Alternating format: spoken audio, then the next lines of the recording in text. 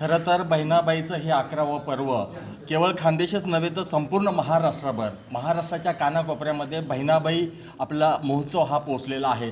आणि याचं विशेष वैशिष्ट्य जे आहे ती खानदेशची लोकसंस्कृती आणि लोककलेचा जागर हे ब्रीद घेऊन निरंतरपणे गेली 10 वर्ष जो बहिणाबाई महोत्सव आपला सुरू आहे त्यातलं वैशिष्ट्य म्हणजे या ठिकाणी होणारे सांस्कृतिक कार्यक्रम.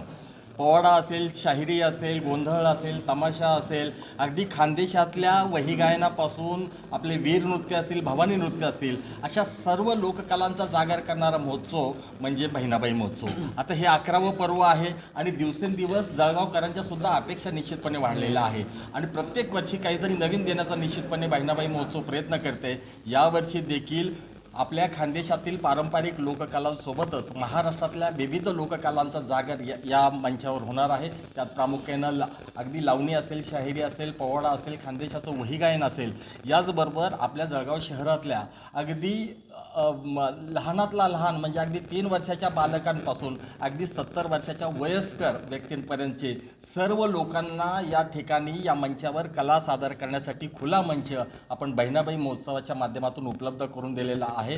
गेली 10 वर्ष ज्या महोत्सवाची सातत्यानं महोत्सव संपला की दरवर्षी जळगावकर वाट बघत असतात आणि निश्चितपणे 11वा महोत्सवसुद्धा तेवढ्याच दणक्यात तेवढ्याच यांनी आपला हा सांस्कृतिक कार्यक्रम सादर होणार आहे. तर या सांस्कृतिक मेजवानीसोबतच आपल्या खानदेशी मेजवानीचा देखील म्हणजेच आपली शेवभाजी असेल, भरीत भाकरी असेल, या सगळ्या खाद्य महोत्सवाचा आनंद घेण्यासाठी सर्व जळगावकरांनी या 11व्या पर्वाला आवर्जून भेट द्यावी अशी मी आपल्या सगळ्यांना जळगावकरांना विनंती करतो.